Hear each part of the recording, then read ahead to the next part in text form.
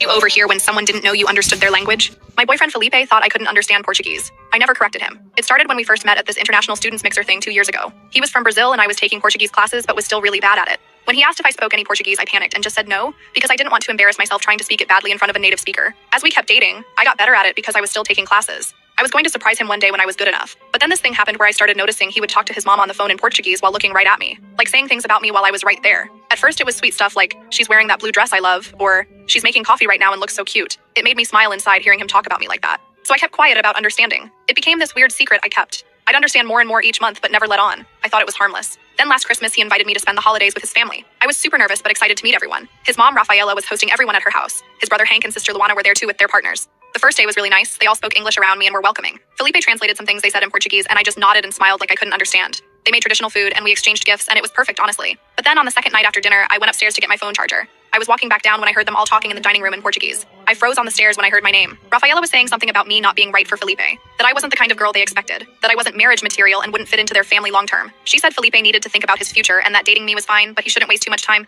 I stood there completely still. My heart was pounding so hard. Then Felipe said something like, "I know, Mom, you've told me 100 times. I'm just having fun with her for now. Don't worry so much." Having fun with me for now? I felt sick. We'd been together for almost 2 years. We talked about moving in together soon. I thought this was serious. Then his brother Hank joined in saying something about how Felipe could do better, that I wasn't even that pretty, and they all laughed. Even Felipe. He laughed. Luana said something about how I dressed cheap, and Rafaela agreed saying I obviously didn't come from a good family. They started picking apart everything about me. My job, my apartment, even the Christmas gift I brought for Rafaela. A handmade scarf I spent weeks making. Felipe wasn't defending me at all. He was agreeing with them, saying yeah, he knew I wasn't the one, but I was fun, and they should just let him enjoy this phase. Phase? I was a phase? I don't know how long I stood there. Finally, I forced myself to walk back upstairs quietly. I locked myself in the bathroom and just sat on the floor, trying not to throw up. I stayed in that bathroom for almost an hour trying to figure out what to do. Part of me wanted to storm downstairs and tell them all off in perfect Portuguese. When I finally came back down, everyone was watching a movie in English like nothing happened. Felipe put his arm around me and kissed my head. I wanted to scream or cry, but I just sat there frozen, pretending everything was fine. The next morning at breakfast, Rafaela asked me in English if I slept well and I almost lost it. They were all being so fake nice to my face while destroying me behind my back in a language they thought was their secret code.